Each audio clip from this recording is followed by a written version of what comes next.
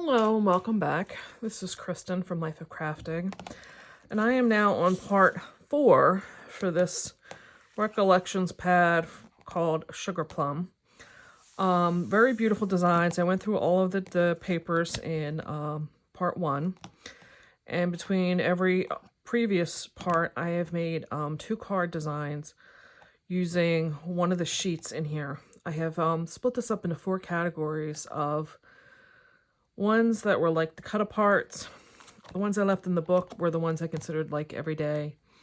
Weren't going to be like very difficult for me to find a sketch and use. Then there was the ones that I deemed to be like, that was the cut aparts. This one is like one I'm saying is going to be kind of like really difficult. I'm going to have to really try and put some effort into. And then there was ones like this one that I just need to come up with the right design and they were going to be good. So I've been doing those types of ones that have like a scene and it just needed me to take a little bit of effort to get them done. I have to admit my mind is kind of needs a little things to get a little bit more easy. I think it's been pushing for a while now. So what I did was I dug out these 2 papers. And I got my inspiration from Jess Crafts because I've watched her do a lot with the recollection pads, and I thought, I want to try her sketches out. And this is the first challenge that I've given to myself where I've used hers. I hadn't even been on her site until this, and so far I haven't followed them very well. I've been using them for inspiration, I guess is the way to say it. So I just went back to my computer, looked at the cards that she made using her sketch, and I think I'm going to try and stick with doing this one as close as can be. So she gives you basically a sketch with this like recipe, and this particular one is a 12 by 12. And she's showing how if you cut these up and do this correctly, I would have no scraps, which I'm kind of liking that. And in this particular one, the design had 2 pages, 2 papers that she did, and she did 2 cut aparts down here that matched the one that was back here. And then this sheet was another one. So I felt like I needed one that was a little bit more of, like a background, and one that was a little bit more that had areas of interest on it. And I understand that I'm going to be mixing and matching. So some of them, like this is going to be more in the background, and then some of them, they're going to be more in the front. But I thought the colors went well. This paper pack has been very girly, lots of pinks, that plum color. So I am going to see how I can have some fun with this. I have been trying to use up some stuff in my stash, and I think I'm going to try and go back to using these tags from Hobby Lobby on this. Her examples had like a really big die cut word with a little bit of a, I don't know if it was part of the pattern paper. I don't recall. But I think I'm going to try and use these in that center section and, do something there with some kind of sediment or something, we'll see. So I'm going to cut all this up, and then I will be back once I get some cards done. See ya. Hello, welcome back. This is Kristen from Life Crafting, and I have now completed my cards using those 2 styles of sheets from the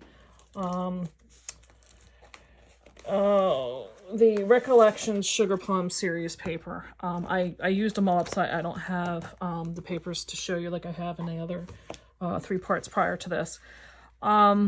So this was the sketch that I used, and I really, really wanted to make an effort to finish and follow according to Jess Craft. And I should say, there's the website if you're not understanding, because Jess, I guess, is for Jessica or something. I would assume Jessica, but I don't know that I've ever heard her name said fully. But regardless, this was the template.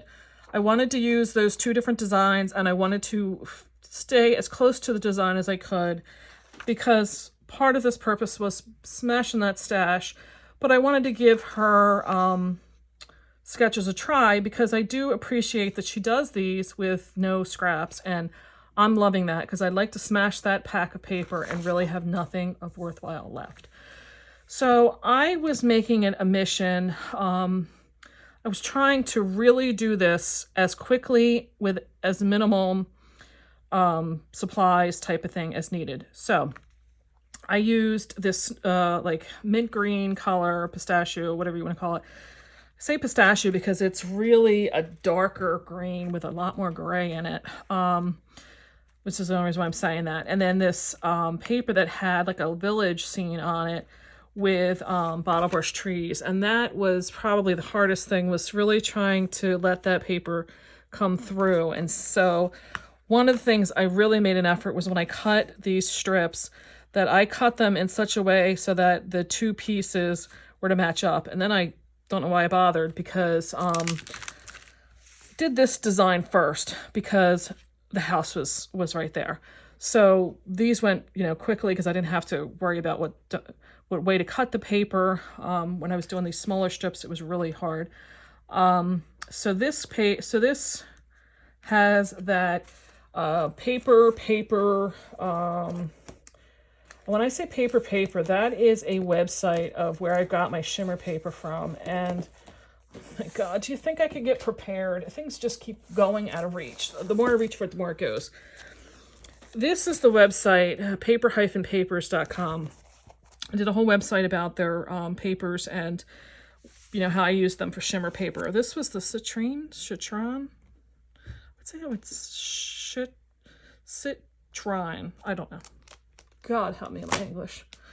Should have Googled it first. Anyway, every one of these layers have that behind it. The full layer is that pale plum paper that was from Stampin' Up that I am trying to use up with this paper pack as well to get that out of my stash. I love this paper. I'm using it up quite a bit, but this is one that would go back on my rebuy list when and if I ever decide to get back there, because if you watch my other video, you'll understand I have quite a bit of this paper. Not that particular color, but lots of colors, lots of quantity of it. Anyway, one of the missions was to use up these tags from Hobby Lobby. I can now attest I am down to 3 of these tags. I had like 3 or 4, I'd have to go back to the beginning. I had like 3 or 4 packages of these. So this is phenomenal. These were from Hobby Lobby. It's in their gift wrap section. And like I said, it's got the 2 in the from on the back and everything. But, you know, like I said, they have the hole in it. I had to cut the string off, but I don't think it's really that noticeable, especially where it being up in that antler section. So another thing I used up were these labels from Hobby Lobby. These come like this. I used all of the Noel up, but they have this chipboard addition to it. I peeled them off, and I just stuck one of my things over it because it was red, and there's really no red in this paper. So I did my best to hide that, and I don't think it's really all that noticeable. So I used all the Noel up. I had 4 packages of these. I would not be surprised if you could still find these at Hobby Lobby, because they tend to keep bringing the same stuff back year after year. So I had enough to get me through this design -1. I only had 11. So I needed 13 of something else. And what I looked at were these piece ones, because they were working for me, but this green, if you look, is a really different green than the background. And then I got the idea. First of all, they didn't even print them like kind of fully. That's kind of off. So it was really easy to just cut these 2 ends off and then cut across there. And you don't really notice that the piece is not the same color because it's so small of an area. I don't think, to me anyway, it really made a difference. So that was where I got my other 13, and then I still have 3 left. So I don't know where, if I used any of those through the time period, but these are going slowly. But I'm hoping maybe through this paper pack, because it does have some blue, maybe I can start using the blue Let It Snow on the card. but these other two, the colors just don't see bright. So I'm going to probably use them on a different paper pack, but I'm getting there. Getting there. And then the last thing I used was I have these Queen & Company baubles, and they sell a lot of different embellishments, I guess. So I pulled these out. This was a pack I got as a thank you for, I don't even remember what. So they had I had some of these rhinestones in there. I had some of what they call bubbles, and I have some opals. The opal color just didn't kind of match to me. It was a little bit too light in color, so I'm putting them aside, hoping to use them on another card. But I used what I could of the bubbles, and then I had to switch over to these pretty in pink color rhinestones. And what I was interesting to see is they say that it matches that coordination papers. So it's supposed to match the pretty in pink, which I thought was interesting that Queen & Company did that. Whether they're still doing that or not, I really can't say. But, you know, I put a good dent in those. So that was the two cards, two style cards, even though it's exactly the same. I didn't want to move on to do another design because I wanted to give this particular sketch its time to shine. I think she did a great job in this design, especially when you're doing papers and you have some of these small little, you know, strips. If this was a paper that, you know, I had strips left from something else, maybe I could have, you know, worked in more papers and used up some scraps here instead. I didn't even try to do like some mental math on that, truthfully. I just wanted to follow her sketch and do what I was supposed to do. So this was 4 sheets. I got 6 cards out of each sheet, so I wound up getting 24